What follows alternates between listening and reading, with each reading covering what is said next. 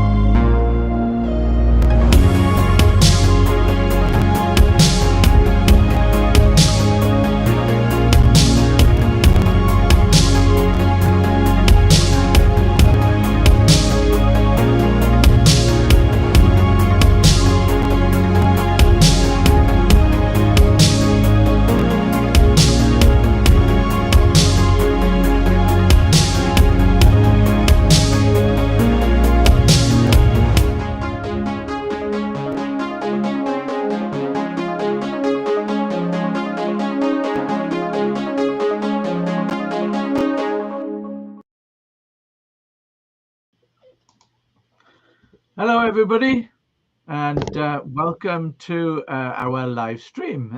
Basically, we're going to have a good chat today about financial stuff, but I would like to point out to everybody that before we actually do, none of us are financial experts, okay? All we're doing is going off what we know in our own knowledge and the rest of it, and we're looking at some statistics and stuff like that. But we're not giving out financial advice to anybody at this particular point because, quite simply, it's not our remit to do so, but we are allowed to observe things that go on in the world. And one of those things that we're going to talk about is pensions. And I can honestly say that the topic we're going to talk about today, both myself and Mick fall into this bracket. We are one of the statistics. I'm a little bit better off because of the fact I've got a military pension. But other than that, planning for future, zero. I'm a bad man. Sorry. But anyway, let's get started. So yes, Matthew, welcome to our chat today. And, this is something that's you're quite passionate about, really, aren't you? It's kind of why you do a lot of what you do. It is, yeah, very much so. So like you say, we're definitely not financial advisors. Those people take a lot of qualifications. I do know a guy that used to be a financial advisor and he left because of all the exams and stuff that you have to take. So we're definitely not. So if you do need advice, then go and seek out a financial advisor and get some advice on this. Don't talk to any of us thickos. No. I think a lot of this is sort of awareness, really. I think that the main chat today is awareness. And I think at the age, when you get to a certain age, like I have, when you get over 50, this sort of the word pension, which is a bit of a I don't know, a word we don't like to talk about, starts to rear its head a lot more. I know it certainly does with me. So what I'd like to cover sort of like today is sort of 3 areas, and we'll sort of see how it goes with the chat with you, Gareth. But what I would like to cover at some stage is S, V, and me. So there's 3 particular areas which I've got sort of an eclectic skill set over the years I've covered, and it all sort of comes together in this sort of general sort of discussion with the emphasis on pensions. So while you're sitting there looking at your screens, you might be wondering how useful is the chat going to be today. So for myself, my background, I love doing learning and development, and but the problem I've got is I've got a catastrophic gap in my pension. So I worked for like a corporate, an IT company in my 20s. I stupidly opted out of the pension scheme then, because you could. And I thought, well, I'm not going to retire for at least another 40, maybe 50 years. So why would I want to be spending £100 a year and putting it into something which I don't need at the moment? I need that money to buy a car. That's beer money. Well, it wasn't for me.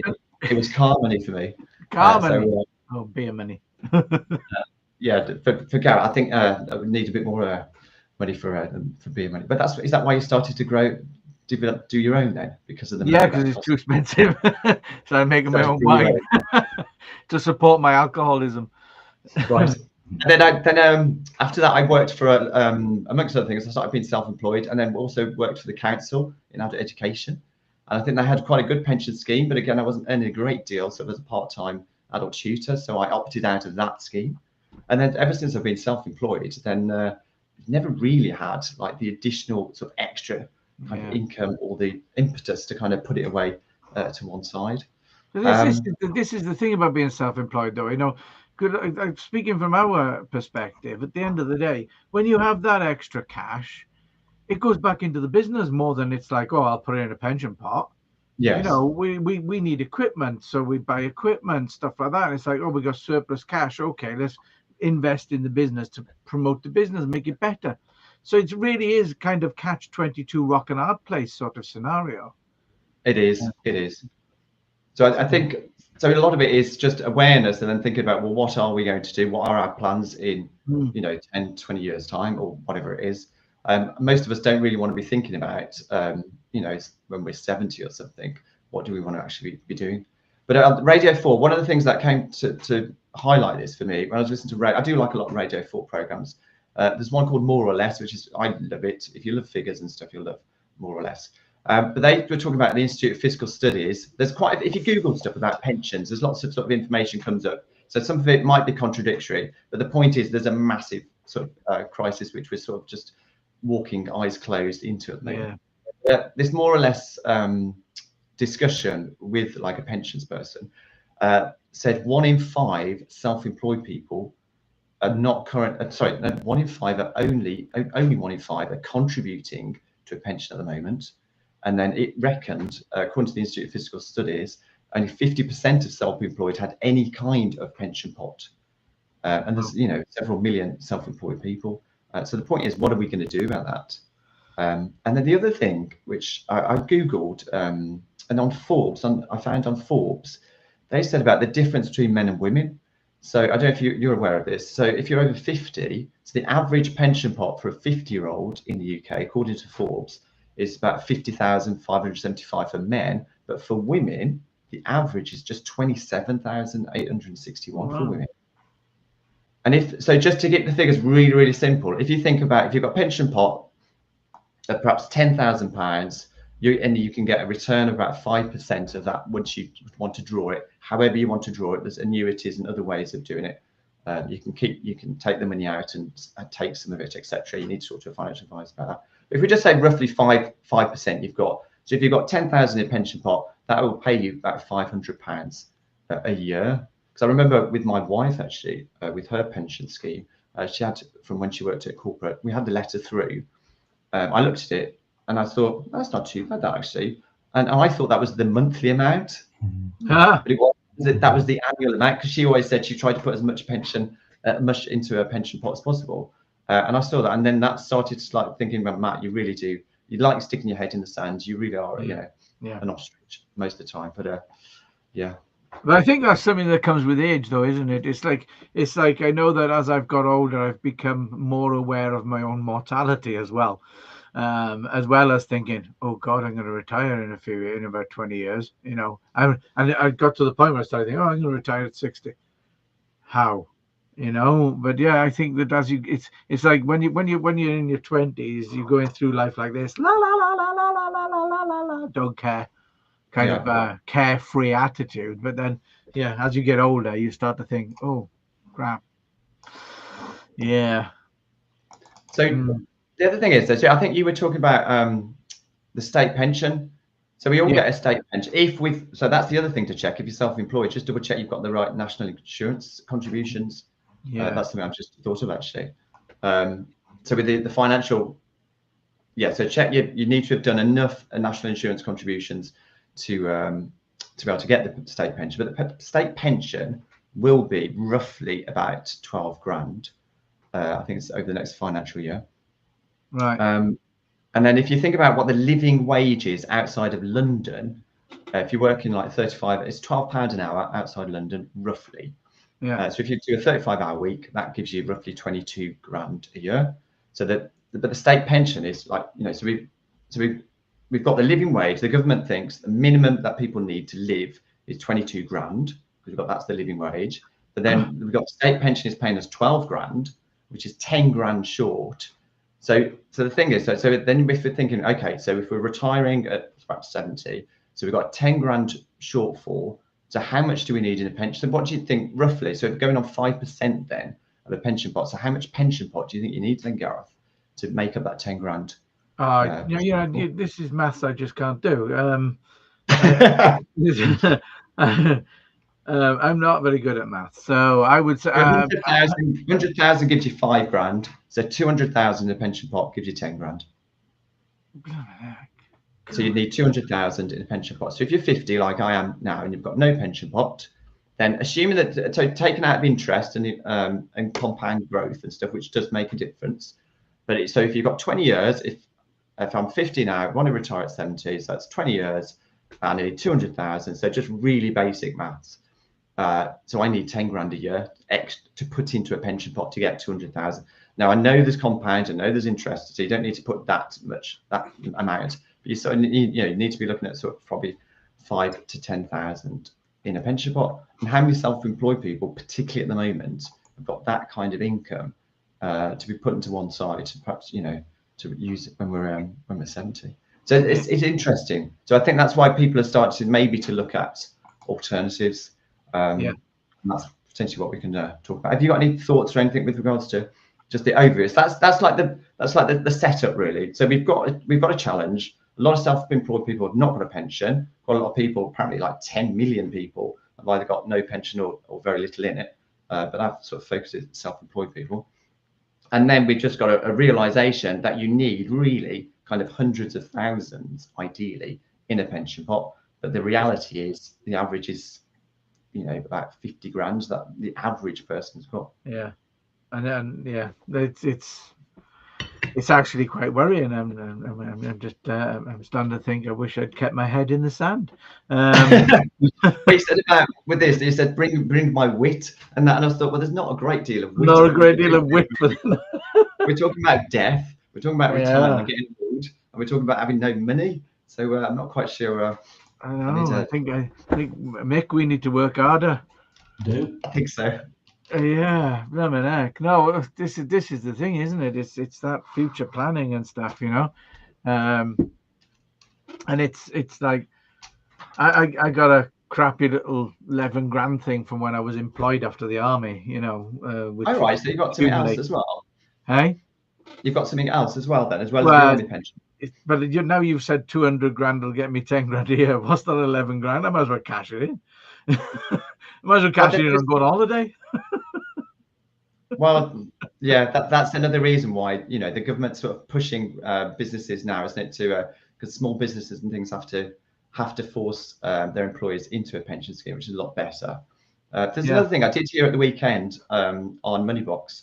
They were talking about there's going to be the government's got this plans for some kind of dashboard, so that you can look at all they're hoping to get 20 of the major pension firms all on this computer system, so you can log in and then trace if you've got like lost pensions. Oh, right, that's a good idea.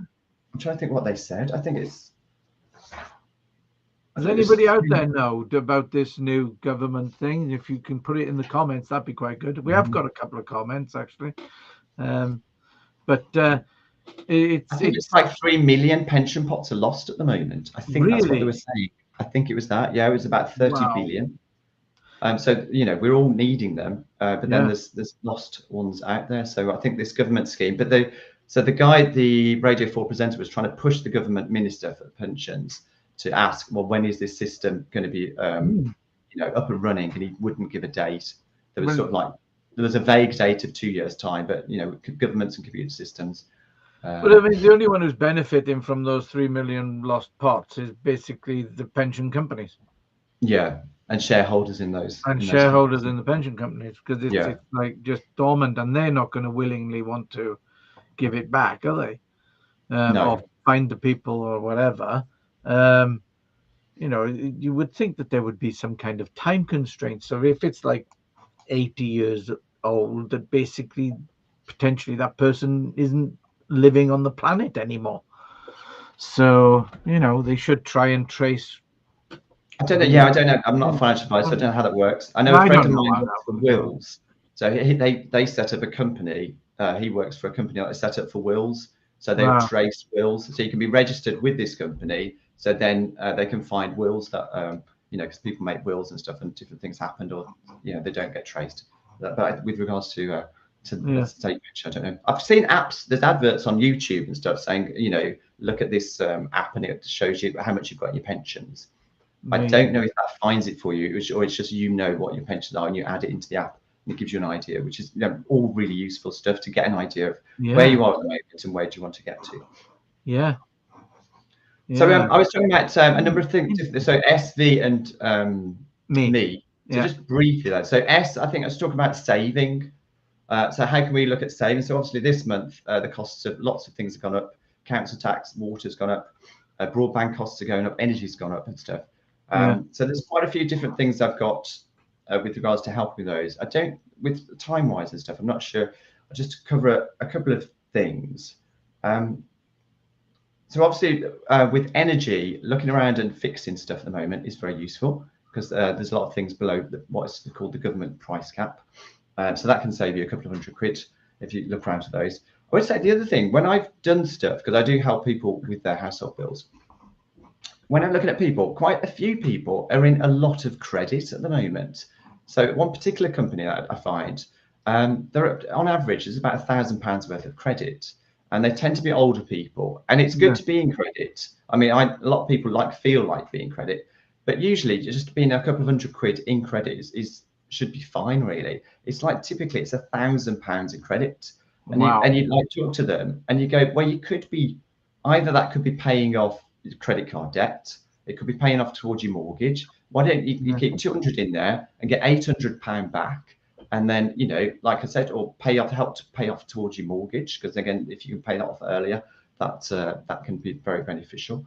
Or if they're older and they've not got a mortgage or they've not got credit card debts, then just spend it on the family or just spend it at Christmas or go on holiday. Save it in a decent interest account. Because if you've got as an energy company, if they've got like 1 million customers each with £1,000 of credit, that's £1 billion worth of interest they're earning, and it's better off in your pocket. So again, just simple things really. It's just looking at your household bills, getting a look over those, seeing what the best deals are. Look at companies like Which magazine, Which organisation do reviews on those kind of companies. So pick the best ones, and then also Citizens Advice as well. They do a survey with regards to complaints. So it's all good and all well and good, because sometimes cheap can be cheap and cheerful, and just because you switch to something cheaper, as we discovered before in the past, before the energy crisis, there's loads of energy companies offering really low deals, but they were completely unsustainable. So the other thing is, just because cheaper doesn't always necessarily mean better. So just check. So the stuff like Citizen Advice as well on their website, they've done a survey of the energy companies and the complaints, so you can see what companies better at dealing with those kind of things. So that's sort of the safe bit. Yeah. Are you doing anything kind of with regards to? Have you thought about like saving or anything in your just No. apathy really with a lot of us? We kind of think they're Yeah. all. It's like you said at the beginning. It's one of those things. It's a problem I'll worry about when it's there. Yeah. Which I know, but the thing is, there's lots of plans and stuff for business and for getting the business to a point, selling the business and stuff like that, and that being income, etc. Yeah. That's kind of, I don't think along the lines of saving. I've never been a really really big saver, but then I don't really spend much either, because at the end of the day, I only buy. Really, Christ almighty, Christmas is for clothes shopping as far as I'm concerned. My missus says, "What do you want for I Christmas?" thought you had quite a monthly budget with regards to your t-shirts, Gareth. No, no, I've got about this much of the wardrobe, and the rest of it the missus has, and basically oh, by the way, the wardrobe is an entirely built wardrobe across this entire room. But yeah, I kind of, I suppose I'm still going la la la la la la la la, but I got my army pension, so that's kind of, for me, is going to be comforting. That should be around about 700 quid a Right. month, so I'm kind of, maybe I'm being complacent because of that. It's a nice safety net to have, isn't it? It's a reassuring Yeah, safety net to have in addition to the state pension.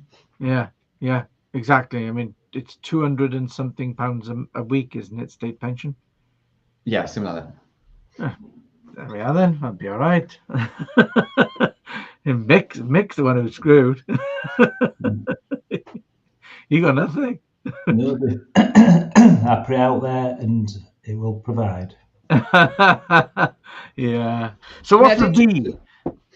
So What, the V what, then is value, right? So what we can do then, so we've got pension issue, so we need to start to think about pension.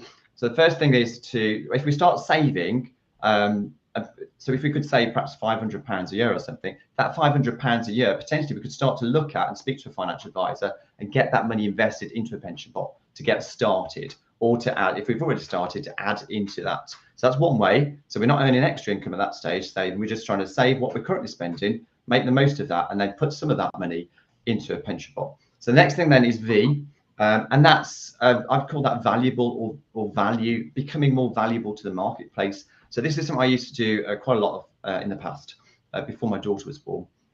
And this was working with, so it's learning development, working with professional financial services. And I created something called a Proud system.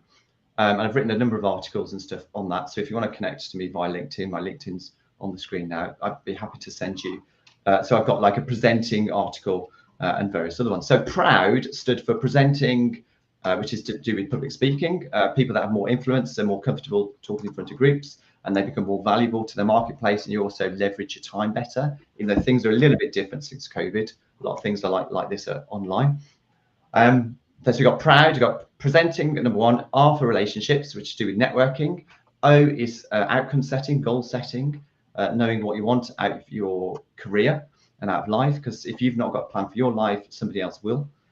We've got U for understandings, that's to do with influence in language, how to communicate with people. And then the final one, D of Proud, was direction and to do with leadership. So those learning, so there's additional soft skills. So I talk about why a soft skills so hard, because we're not taught them at university and things.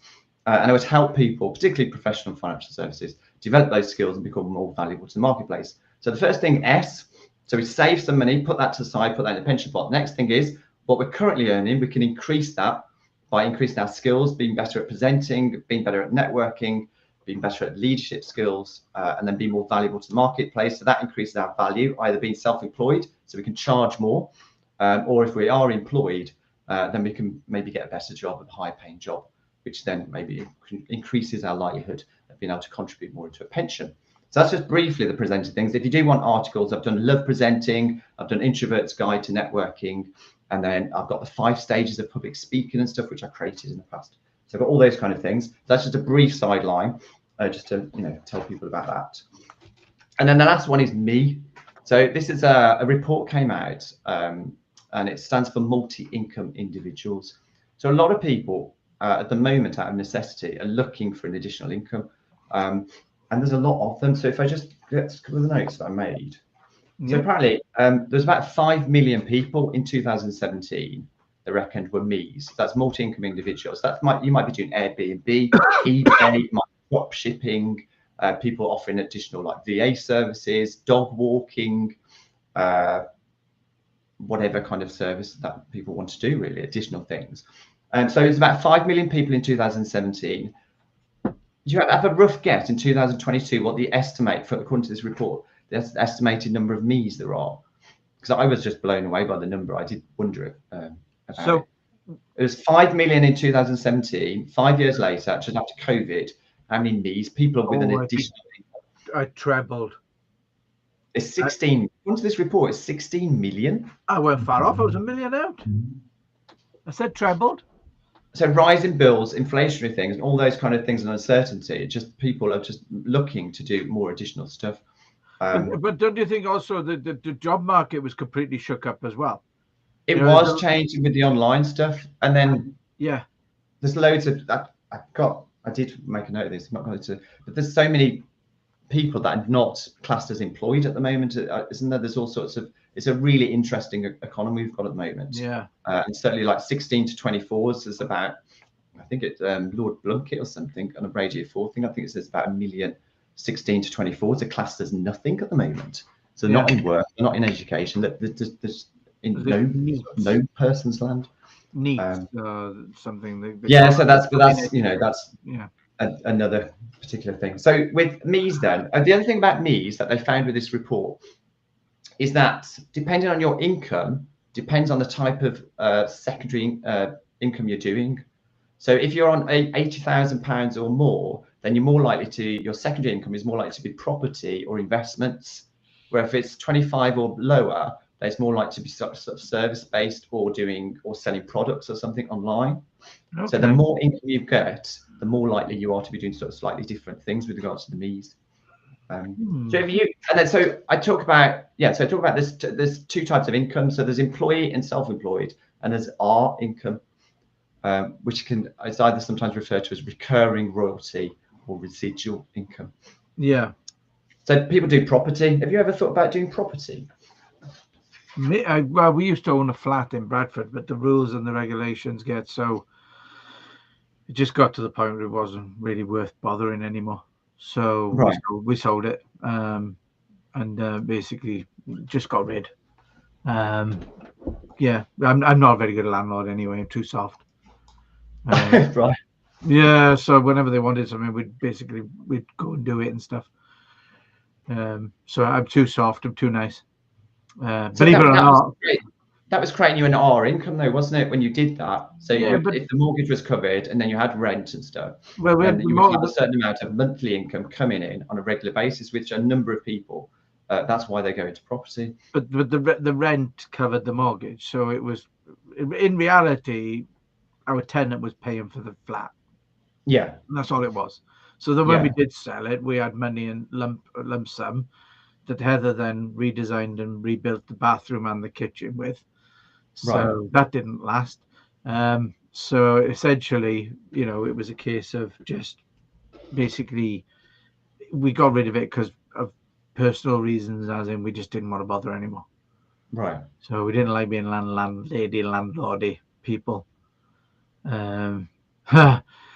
Chris Collin has said that that's being a very good landlord, Gareth. I wish more were like you. Well, yeah, but I do think I was too soft though, Chris, at the end of the day. Anyway, getting back to it. So a lot of people have done that, and there's various property courses, and some people into property absolutely love property, and you've just got to be that kind of person, I think. So quite a few people have gone into property as an alternative to a pension because it's a regular monthly income. But as you discovered, it's not quite as straightforward, and I think you've just got to be that kind of person. I knew a couple of people, they did rent out property, and then with the mortgage rates completely changing, all of a sudden, the £300 profit they were making was just wiped out when they renewed their mortgage, because obviously, the mortgages shot up. So all it was covering was just about enough to cover the mortgage. So at least they've got that asset and they can sell that asset, but it's not a monthly. The whole point is to get our income, which is like a monthly amount, which is what your pension pot provides you when you retire. So what ways then? You mentioned before a couple of different ways that basically people can get their recurring income or the additional income. Then what ways are there? I mean, it is nice to have residual income, I will say, because our membership to our club obviously provides, we can say, we wake up in the morning on the 1st of the month and say, right, well, we know we've got this much coming in. Yeah. Which is handy. So, what are the different ways that people can get residual income? So there's where you can become an author, but again, that's quite a challenge. There's loads of people you can self-publish, which lots of people do. So the wonderful thing is you can self-publish. The downside of that is everybody else can self-publish. So there's just so many things on the market. I think a lot of people that talk about books is more of it's an advanced business card than actually earning money from it. But a book is a way, because once the book's sold, you get paid a residual income on that, recurring income. Music. But there again, I heard Ed Sheeran talk about he wrote 300 songs for his last album. To kind of get through music. So you maybe could try that. That's a recurring income. We've talked a bit about property. So there's other things where you to look for businesses where you sell a service or a product like you're doing, and there it's from a recurring point of view. So I decided to go into that. I looked at what's something out there that everybody needs. It may not be interesting, that particular thing, but the thing I went into was looking for services that everybody needs, and then helping them save with that. And then you get like a monthly commission, and you build up an asset from that. So if people want to know what I did, then by all means get in contact with me, and I'm happy to share that. Connect with him, and that's just doing. You talk about obviously being an author and a musician and being successful in those fields is really, really, really remotely difficult. It's a bit like YouTubers. The amount of time that we get asked, how do I become a YouTuber, and I want to monetize on YouTube and stuff. Yeah, absolutely. Yeah, it's not that straightforward, and you don't actually get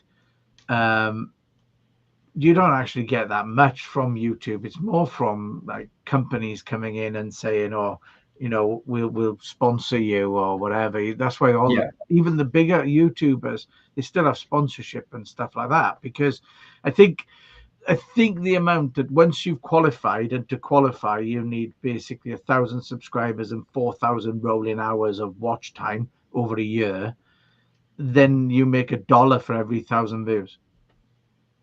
So you need 4,000 hours worth of viewing. So you need 4,000 hours rolling watch time over a 12-month period before you can even become a partner and 1,000 subscribers. Right. And then what they pay you is $1 for every 1,000 views or something. It works out something ridiculous like that. And I saw there's a YouTuber called Beard Meets Food. He's from Leeds. And I've watched some of his stuff, and basically I quite like his older stuff. If you're watching Beard, I prefer your older stuff to your newer stuff. But at the end of the day, he was asked a question on his podcast. Somebody said, how do you become a YouTuber? And he said, be willing to work for 5 years for nothing. Yes, I think that's with any business. I think that's the case. Too many people are after get rich quick schemes. What I'm involved in is not a get quick rich scheme. Everything requires effort, doesn't it? Writing a book takes a lot of effort. Yeah, exactly. Everything just takes effort, and we're just so instant with particularly with social media, and that we just, as generations and things, we want everything instantly, don't we?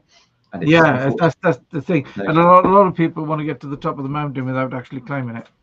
We do. Similar with the pension pot as well. With the pension pot, as it grows, it seems quite slow at the start, but then over the years and compounding, it starts to grow and double.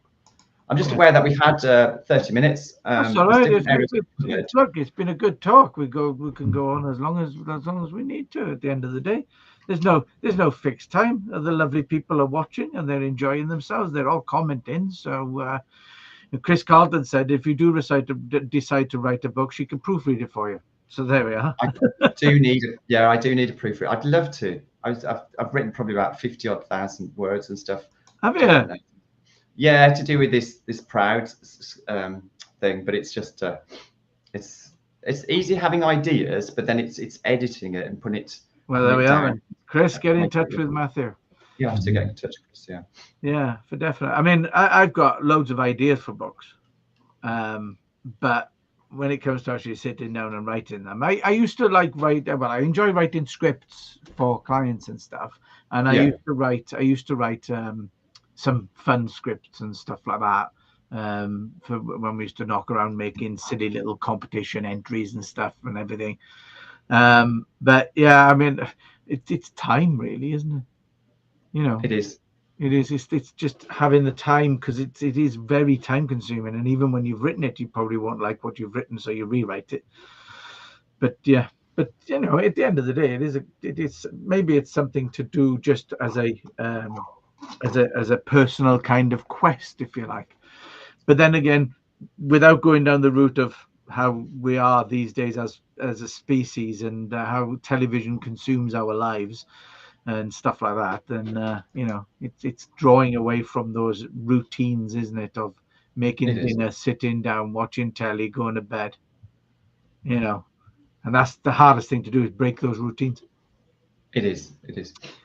So yes, well, yeah, well, if we're I wanted to gonna, share. Yeah, so I want to share those three areas. So saving. So what the first thing is, we've got a pension issue, which we may or may not want to consider, but it's there and it's coming closer. Each year we get older. Each birthday it's getting closer yeah, for us to think about. So then there's three areas we can think about. So one is saving. So what we currently spend at the moment, what can we save? And therefore and then instead of using that money for beer money or for clothes, then take that money, separate it before we spend it. So take it before we get it, and then put yeah, that somewhere in an investment place. And the second thing is value. So how to become more valuable to the marketplace, whether you're your employer or employee or you're self-employed. So learn the skills, how to become more valuable to the people around you. So therefore you can charge more and earn more, and therefore you'll be able to have the extra to be able to put into a pot, so you can have a better retirement as opposed to yeah, just struggling. And then the last one then is looking at multi-income individuals. So start to look around at what other options available to you that you can fit into the nooks and crannies of your day. Because a lot of people, one of the 30% of people, when asked about would you consider having a multi, an additional income, a lot of them talked about time. And a yeah. lot of these schemes, a lot of these ways of doing it, is just fitting it in nooks and crannies, just being a bit more better organised and just plan your week out a bit better. Good stuff. All right. Right. Thank you so much for arranging this. This is great. Yeah, it's good fun. It's good fun. So right, okay. So stuff that we've got coming up now, going forward. Thank you very much, Matthew, for joining us today and having that very interesting but scary talk. Uh, but basically, so this live stream is later than what we normally plan because of Easter. So basically, Easter got in the way, so we had to push it back slightly. So next Wednesday, the 7th, so a week this Wednesday, we've got our Video Marketing 101 live stream where we're going to come on and we're going to talk about something to do video related, probably be best practices for uploading to YouTube to get more views. So if you want to tune into that, by all means do.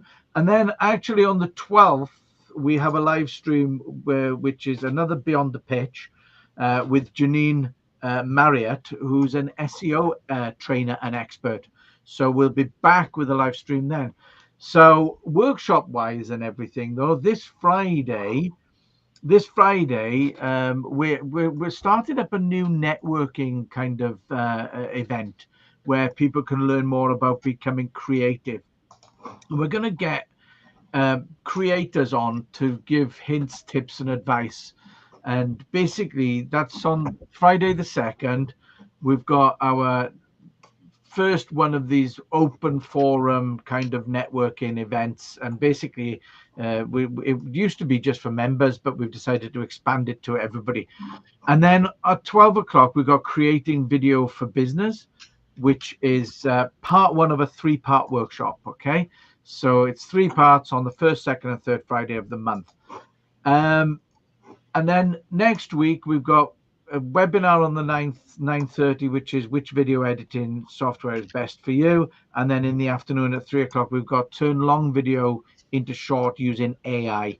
So that's then. And to wrap up the month at the end, basically we've got our OBS workshop. So the OBS workshop is going to be on the 30th of this month because I'm going on holiday and I won't be here on the 4th week. So yeah, we've got loads of stuff coming up. I'm going to put out an email and a video later saying what's coming up in the next couple of weeks. But if anybody's got any questions about creating and using video, or any questions about how you can have all virtual, Chris, all of our stuff is done on Zoom or Stream. So if anybody's got any questions about residual income and how to obtain a bit of residual income, then by all means speak to Matthew. He's a very knowledgeable man about this. I think he's been coming up with some really good ideas. And as I say, I'm now terrified. But but yeah, if anybody's got any questions, they want to get in touch with us or just have a chat, then by all means, feel free to get in touch, guys. Other than that, enjoy the rest of your week. It's kind of it, really, isn't it, Mick? It is. I'm just busily putting all these things in. Copying and pasting his art. He's pasting himself stupid, so I'll keep filling for a little bit. Keep just a bit longer. Just fill for a bit longer. Okay, right, yes. But so, Matthew, one of the things that I noted down when you were talking, actually, was you mentioned about the 5 ways to network and all the rest of it, that these things that you put together, these little training packages. Proud system. Yeah, Proud system. Yeah. They'd make really good videos, mate. They would. Yeah, and I can see you smirking because, you know, as a member of the club, I'm going to nag you relentlessly to make video content all the time. But I thought to myself, do you know what? That would actually make a very good series and be sellable as an on-demand series as well. You could flog them, you know, if you don't overprice them, basically people will be interested in learning more about all that networking and all the rest of it, public speaking and stuff like that. So yes, and that's it. Are you done yet, Mick? And there's your residual income. I know that is another form. Yeah, it is been in the back of my head, and then it's just what platform would I use to turn that into a Right. Well, I can help you there because I'll take you through the platform that we use, which is the Academy one, and basically I'll show you how to set that up. It's going to be something I'm going to be making workshops about anyway. Okay. Is that one, and there is another one which we're looking into at the moment, thanks to one of our members, Steve, which is the school system, and it's SKOOL, I think, and how you can create communities and stuff. But we'll have to have a chat about that another time. Okay, that's it. Lovely to see you all. Thank you for tuning in, and thank you for all your comments. And yes, sorry we didn't get to all of them, but have a great week, everybody. And Mick, do you want to play us out? I will. Thanks a lot. See you soon. Cheers then. Bye-bye.